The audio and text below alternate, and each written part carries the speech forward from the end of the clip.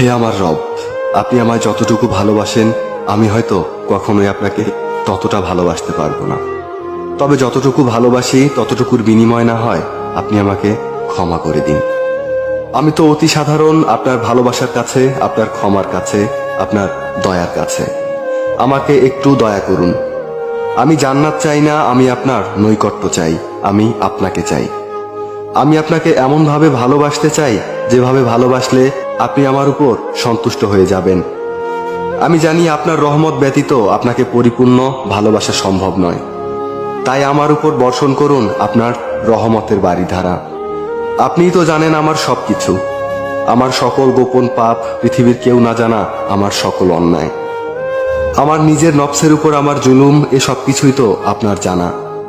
আমার এমন কোনো গোপনীয়তা নেই যেটা আপনি জানেন না। তাই তো আমি একমাত্র আপনারই প্রার্থনা করি, সেজদায়